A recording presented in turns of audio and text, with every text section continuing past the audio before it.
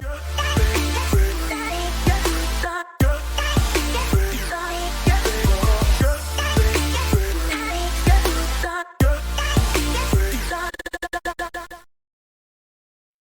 bonjour à tous et à toutes, mon nom est Toxic Mark, j'espère que vous allez bien. On se retrouve aujourd'hui pour une vidéo un peu spéciale. Vous allez me dire, qu'est-ce que tu fais en facecam? Pourquoi t'es pas rasé? Eh bien parce que je reviens de vacances.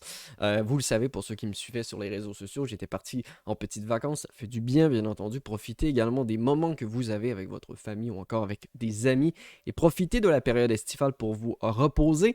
Mais dans tous les cas, aujourd'hui, c'est une journée un peu spéciale dans l'histoire de la Ligue nationale de hockey. Parce que oui, la Ligue nationale de hockey reviendra à des équipes égales, c'est-à-dire qu'il va y avoir 32 équipes. Vous le savez, si vous écoutez la vidéo au moment où elle sort, c'est-à-dire le mercredi, on va être le 20 ouais, là, on va être le 21.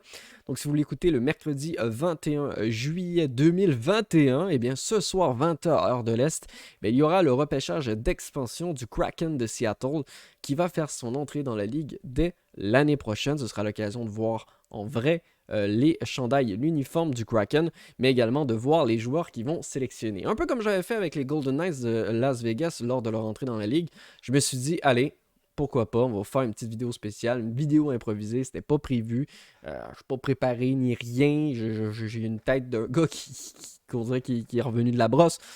Tout va bien, tout va bien, je vous rassure, mais on va passer directement. Je vous ai préparé une petite présentation. J'ai fait, il faut savoir que j'ai fait l'ensemble de ce que vous allez voir en fait avec l'outil disponible sur CapFriendly qui vous permet tout simplement de pouvoir faire votre propre draft d'expansion en respectant bien entendu les limites salariales, le nombre de joueurs que vous devez respecter, le nombre de joueurs dans chaque catégorie parce que vous devez avoir en fait oui un nombre exact en termes d'attaquants, un nombre exact en termes de défense et voilà. Et je vous avais dit aussi que je voulais faire un petit peu plus de vidéos sportives IRL, ça ne sera pas toujours ce décor là. Je vous avertis, je vais sans doute le modifier. Ce ne sera pas toujours mon décor que je stream d'habitude, mais là, c'était pas prévu. Donc, je me suis dit, allez, let's go, on fait ça à la bonne franquette. Dans le bon vieux décor que vous pouvez me retrouver sur les vidéos gaming, tout simplement. Des vidéos de sportifs qui vont arriver un petit peu sporadiquement. Hein. Il n'y a pas d'horaire ni rien. Il y a peut-être des concepts un peu plus réguliers qui vont arriver à la rentrée, mais je vous en dis pas plus. On verra plus loin. Dans tous les cas, c'est parti parce qu'on va découvrir à quoi on peut s'attendre de ce repêchage d'expansion du Kraken de Seattle. Je tiens à vous avertir dès le départ que j'ai bien entendu choisi les meilleurs ou la plupart des meilleurs joueurs disponibles. C'est peut-être un peu loufoque parce que sur ma masse salariale, il me reste 600 000 $.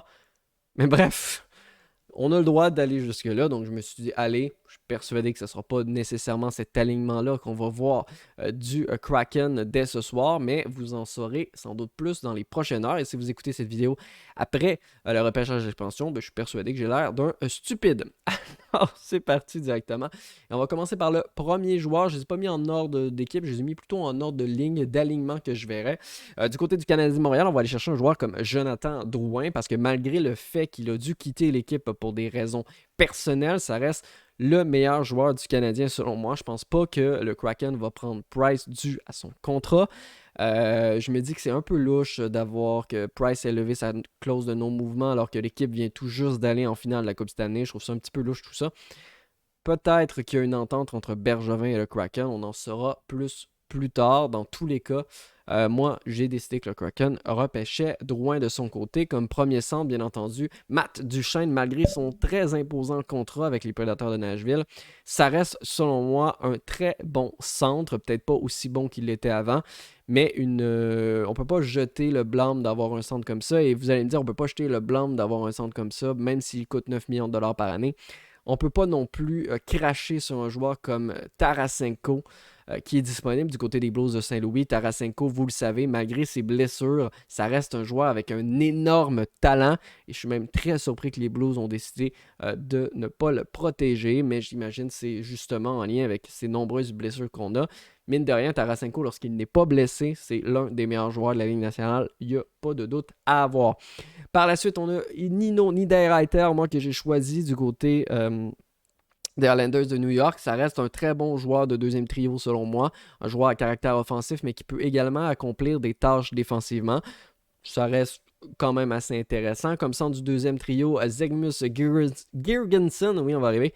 Bien entendu, Rasmus Girgensson, oui, des Sabres de Buffalo. Il y avait d'autres joueurs intéressants chez les Sabres, mais la plupart n'avaient pas de contrat. Je vous rappelle que j'ai choisi aussi des joueurs qui avaient déjà un contrat pour les prochaines années, parce que oui, ça peut arriver. Le Kraken de Seattle peut déjà, depuis 48 heures maintenant, alors que vous écoutez cette vidéo, négocier avec les agents libres des différents marchés sans que les autres équipes, eux, peuvent le faire. Donc, il peut y avoir, si jamais, par exemple, je donne un exemple très très simple parce qu'il y avait des rumeurs, si Dano aurait négocié avec le Kraken de Seattle un contrat, ben, le Kraken serait obligé de prendre Dano. Il ne pourrait pas prendre Drouin. Donc, c'est comme ça que ça fonctionne. Et il pourrait lui offrir également un contrat de 8 ans parce que une fois qu'il va avoir été repêché par l'équipe, il va être prolongé par l'équipe. Donc, il faut juste qu'il signe avant la date des agents libres qui arrive, je pense, le 25-28 juillet, quelque chose comme ça. Donc, quelques jours après seulement. Donc, ça va arriver très, très vite. Contre ailier droit, à noter que c'est des trios totalement subjectifs, on ne se le cachera pas. Dites-moi votre formation, vous, qui choisirez dans les commentaires. Je suis curieux avant d'en avoir la réponse nette un peu plus tard aujourd'hui. JT Compher, bien entendu, de l'Avalanche du Colorado, c'est un joueur qui, je dirais, qui est un bon deuxième trio. C'est pas la vedette qu'on s'attendait qu'on aille du côté de l'Avalanche lorsqu'on l'a repêché, mais ça reste quand même pour moi un très bon prospect slash début vétéran, là, parce qu'il n'est pas très très vieux encore comme Fur, je pense qu'il est en bas de 30 ans. Ça reste néanmoins pour moi une bonne pioche de la part du Kraken de Seattle. Et de l'autre côté, on va chercher Blake Comeau qui lui va apporter un peu plus d'expérience. Et si on parle d'expérience, il va y en avoir d'autres dans l'équipe, vous allez voir dans quelques instants. Mais Blake Comeau qui, bien entendu, n'est plus aussi bon qu'il l'était avant, mais ça reste quand même assez intéressant. Par la suite, on va voir Chris Turney qui, pour moi, est encore jeune. Les Sénateurs d'Ottawa qui ont laissé beaucoup de joueurs non protégés sur la liste. Beaucoup de joueurs dont je n'étais pas ça. J'ai hésité longtemps. Est-ce que je prends Dadonov? Est-ce que je prends Murray même dans les filets? Mais j'ai opté pour Chris Turney, qui est pas un mauvais joueur, loin de là, qui ne sera pas une vedette, mais ça reste un très bon joueur de profondeur. Et ensuite, on approche là des dernières. Brendan Tanev qu'on va aller chercher. Pour moi, c'est un autre joueur qui peut apporter quelque chose d'intéressant. Ça reste quand même que pour le moment, si on aurait réellement un alignement comme ça, c'est pas un alignement dégueulasse non plus. Hein. C'est un alignement qui est assez intéressant au niveau de l'attaque. Bien entendu, vous allez voir que j'ai mis le plus d'argent à l'attaque plutôt qu'ailleurs. Nito qui va être là. Sur le quatrième trio, à ses côtés, moi, je mettrais un gars comme... ça va paraître dans quelques instants, j'ai des petits problèmes. Carl Turris, je vous parlais d'expérience, Turris en a. Certainement, ça n'a pas été extravagant quand il a quitté les Sénateurs d'Ottawa. Ça n'a pas été le même joueur. Mais sur un quatrième trio, ça ne peut pas faire de mal. En fait, moi, je pense pas que ça peut faire de mal.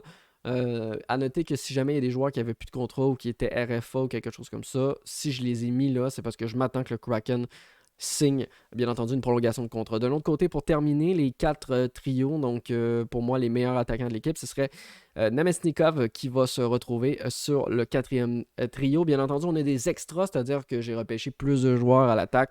On va avoir Richard Panik, Fisher, Richie, Bjorkstad, Joseph et Gauthier, donc 2 Québécois, Mathieu Joseph et Julien Gauthier, qui selon moi peuvent être des intéressants. Ça veut, comme je vous dis, hein, moi si je mettrais tous ces joueurs-là, ça veut pas dire que l'entraîneur a les mêmes décisions que moi. Il fait peut-être pas jouer Tanev, Namestnikov ni Nito, je ne le sais pas.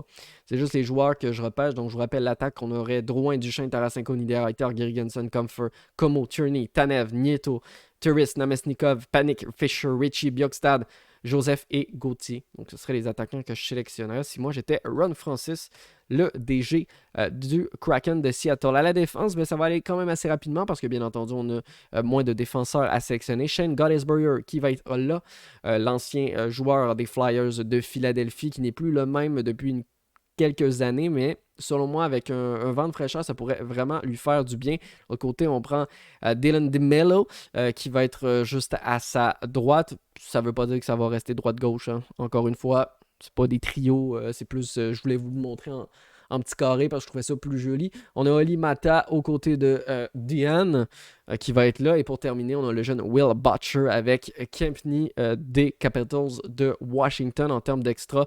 On va aller chercher des joueurs aussi comme Dermott, Kuken et Bowie. C'est pas des joueurs flamboyants, mais pour vrai, ces 3 paires de défense-là, c'est pas catastrophe. Loin de là. Loin, loin, loin de là.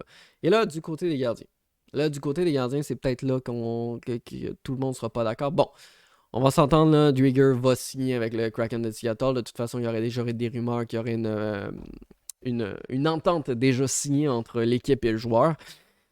Bref, je comprends pas pourquoi les Panthers le laissent aller, mais ça, c'est mon avis. Et de l'autre côté, son adjoint, Yaroslav Halak, qui pour moi est un adjoint de luxe que pourrait se procurer le Kraken de Seattle. Halak est capable de faire le travail, on l'a vu avec les Bruins de Boston, donc il est capable de prendre un rôle si Driedger a un petit peu plus de difficultés.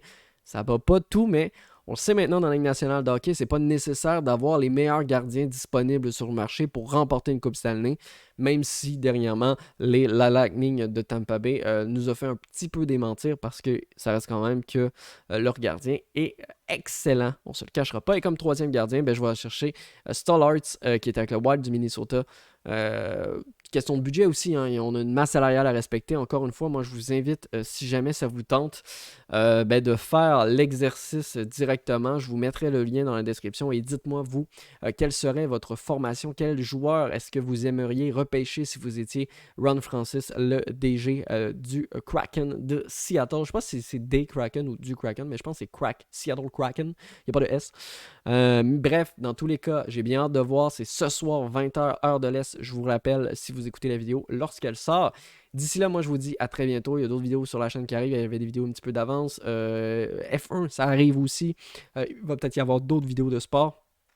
Bref, dans tous les cas, merci d'avoir été là. Moi, je vous dis à très très vite pour d'autres aventures, d'autres vidéos, d'autres réactions, n'importe quoi. Name it. Allez, ciao ciao.